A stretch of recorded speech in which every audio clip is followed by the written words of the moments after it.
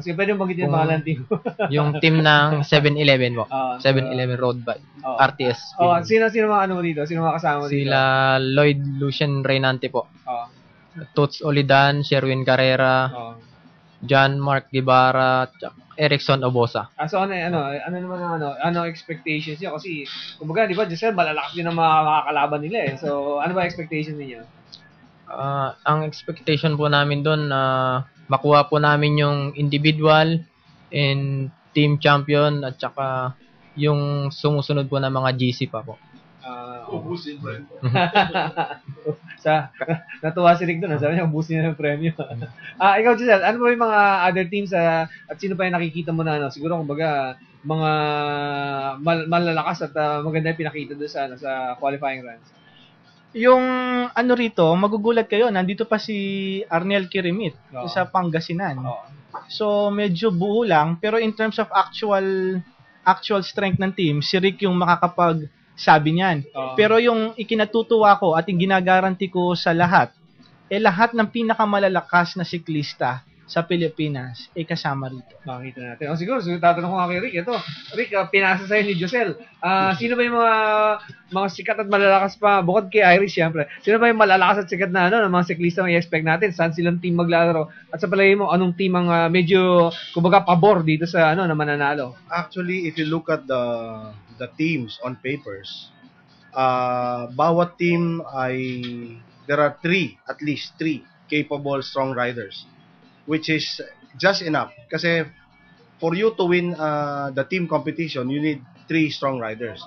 Now, if you look at the 16 teams, meron lahat yan at tatlong malalakas na riders. Now, when it comes to the strongest teams, I will say 7-Eleven is one, the Team Tarlac is one, Team Nueva Ecija, Team Metro Manila. We have also the under-23 national team. These are the young riders that we have. Sabi ko nga, pagdating ng ronda, walang nakakasiguro. Hanggang dun sa siguro pagkatapos ng stage sa Baguio, the 2 stages in Baguio, tsaka lang natin malalaman kung sino magcha-champion ng Ronda Pilipinas. Ako pagka ganyan na kumbaga yung road race sa biking, yung pinaka-interesado ko yung Baguio Eagle of the Mountain, kumbaga. Rick, sino nakikita mo? Sino ba malakas ngayon doon sa pag-akyat sa Baguio? So far sa Pilipinas ngayon, ang mga prominenteng climber na masasabi nating mga lumilipad sa bundok, isa yan si Iris Valenzuela. Lloyd Reynante is one. We have also Valer Ravina, Guevara, Warren, hindi mo pwedeng isalang-alang din yan. Actually, marami especially those coming from the mountain bikes, no? Lalo itong mga nasa Mindanao, I would like to give them a fair chance kasi we were there in the qualifying in Mindanao. Itong si dating mountain bikers national team, si Eric Feliciano, marami sir, marami tayo when it comes. And this is one thing sure, ang magcha-champion ng Ronda Pilipinas is a climber. Oo nga parang kumbaga traditional yun na usually nagcha-champion sa mga ganyang event, mga climber. Pero paliwanag ko siguro, Rick, bakit ganun? Bakit usually climber ang nananalo sa mga ganyang races ng road race na ganyan? If you look at the design of the Ronda Pilipinas kasi, of the 12 stages, 6 stages is mountainous and 6 are flat stages. Now, of the 6 mountainous stages, there are 2 high mountains, 2 moderate mountains, and there are 2 small mountains. Kaya nga, pag nakita mo siya, ano itong mga mountains na banggitin mo? The 2 high mountains will be the Baguio Lap, coming from Bigan to Baguio and Agoo to Baguio. Yung Bigan to Baguio, dadaan po yan ng Nagilian. Yung Agoo to Baguio, dadaan naman ng Marcos Highway. So these are 2 big mountains. Yung mga moderate mountains na sinasabi natin, yung first stage pa lang po sa may Bukidnon, actually there are 5 mountain passes. But hindi siya ganun kahaba, pero it's considerable considering 5 hanggang 7 kilometro po yung haba ng mga to. Kaya medyo mahaba-haba siya. And then you have that one also in Kabangkalan, yung Dumaguete to Silay, mag-cross tayo ng Kabangkalan, that's another mountain. And then another one is that one in Calapan to Puerto Galera. Going to Puerto Galera, aahon ka, bababa ka ng Puerto Galera, babalikan mo yun. Papunta. So there will be 2 mountains. Pagdating mo ng Batangas, there's another mountain. Yung Batangas City to Tagaytay, dadaanan mo yung Payapa. Coming from Batangas City, going up to Tagaytay. So, that's another mountain. And the two big mountains in Baguio. So, kumbaga, magiging big part ng race, kumbaga, yung mountain climbing. So, tatanong ko, kay Josel, sinadya ba to na gusto niya ba talaga kailangan lang busting talaga itong karera niya, mas magiging exciting ba pag gano'n? Yung kasing gusto naming ipakita, we want to give the best race ever sa Pilipinas. As in, world class. Mamaya ipapaliwanag ni Rick kung bakit siya world class kasi yung mga officials dito galing abroad. Kasi kapag tinanong mo yung LBC, may alam ba kayo sa race cycling? Sasabihin ko sa iyo, wala. Pero may alam kami sa movement. So sa mga galaw, yun yung expertise namin sa LBC. Moving from one place to another. Moving from one place to another. Kaya, kumbaga, magandang team up ngayon ninyo ni Rick. Gagawa kayo ng world-class na race. Kasi nabanggit nga ni Giselle, Rick, bakit world-class itong race nyo? Dahil, kumbaga ngayon, alam ko si Giselle. Kumbaga, pagka nag-organize ng karera to, kailangan world-class So, nakasama ko na matagal sa maraming event.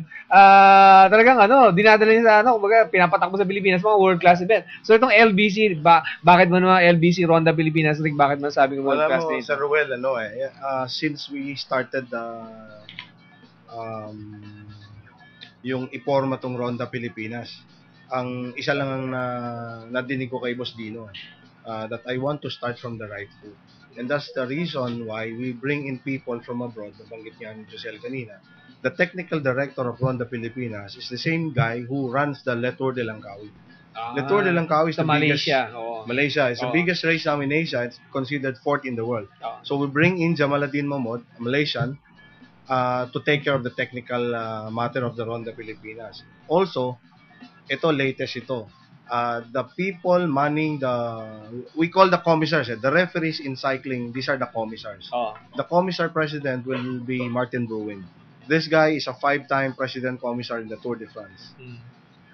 So, Tour de France. Yes. Pagka sinabi mong road race, isa lang yun, Tour de France na, di ba? So, we're bringing these guys. The second commissar will be Bill Clinch from Australia. And we have our own, of course, our own international commissar, Attorney Dean Cruz, Adolfo Cruz. So, masasabi ho natin, although Ronda Pilipinas is just a local race, it's a national race, but then the standard is already within the international. More than. Kasi sa hierarchy ng mga karera sa mundo ngayon, there are 4 hierarchy. The Pro Tour race, the horse category race, and then the 2.1 and the 2.2. Saan tayo? Ako masasabi ko sa kinikilos ng Ronda ngayon, it can qualify already on the highest category race. So ganun na kumbaga, unang ginawa ng LBC talagang ganyan kataas ang kalidad. Giselle, nasisiyahan ka ba, natutuwa ka ba sa hindi lang doon sa so far na nagawa ninyo kundi sa response din ng mga tao sa karera niyo LBC Ronda Pilipinas? Oo, kasi ngayon, kung mapapansin mo, lahat ng mga events, one-day run lahat takbuhan Tapos kung meron mang malaking event, medyo triathlon.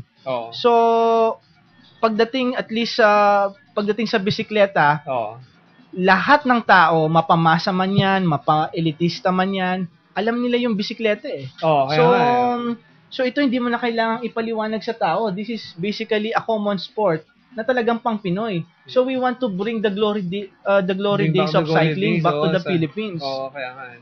So pinangungunahan to ng LBC. Kung mapapansin ninyo, ang gusto namin, kaya ganun kalaki yung premyo, 7 million para sa mga Pilipino. Right now, it's considered a local race. It's for Filipinos, but in the future, we're also seeing it as parang invite international riders. But we have to give them a category of their own.